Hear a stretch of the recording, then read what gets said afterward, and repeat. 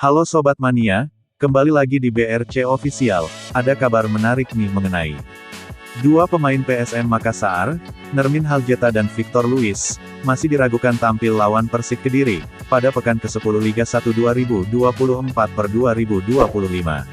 Pasalnya, Nermin Haljeta dan Victor Luis, belum bergabung latihan bersama rekan setimnya. Duel PSM Makassar versus Persik Kediri, digelar di Stadion Batakan, Balikpapan, Kalimantan Timur, Senin, tanggal 4 November tahun 2024 pukul 20 WITA. Terpantau, Nermin Haljeta penguatan engkel, di bawah arahan fisioterapi tim.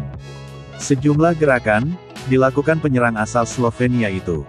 Setiap usai melakukan satu gerakan, ia konsultasi terkait kondisi dialaminya, kepada fisioterapi tim.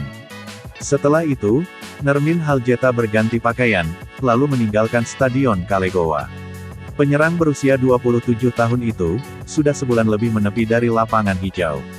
Ia mengalami cedera, ketika PSM Makassar lawan Sun United, pada match kedua Grup A, ASEAN Club Championship (ACC) 2024/2025 di Stadion Batakan, Balikpapan, Kalimantan Timur, Rabu, tanggal 25 September tahun 2024. Cedera didapatkan, karena salah tumpuan usai duel bola udara kala itu. Tentu, masih diragukannya Nermin Haljeta lawan Persik, menjadi kerugian bagi PSM Makassar.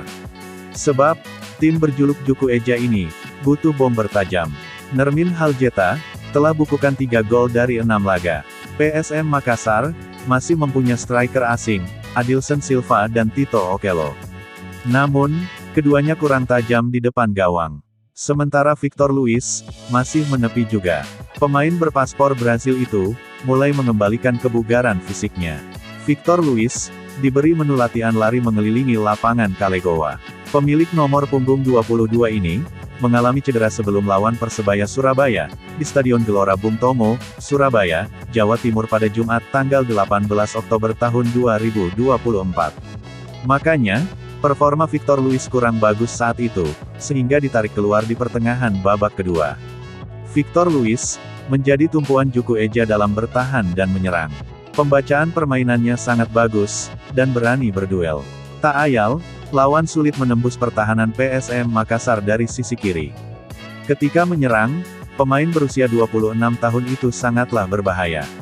Kecepatan, tusukan ke kotak penalti, dan umpannya kerap menciptakan peluang. Ditambah, 2 eksekusi bola matinya sebagai asis berujung gol. Di lain sisi, kiper Hilmansyah yang sempat cedera, telah bergabung latihan. Kondisi Hilmansyah sudah fit 100%. Kiper asal Jeneponto itu, terpantau, sudah latihan bersama 5 kiper lainnya. Nah itu dia sobat untuk update kabar hari ini, bagaimana pendapat kalian sobat? Tulis pendapat kalian di kolom komentar ya sobat, dan jangan lupa like, komen dan subscribe.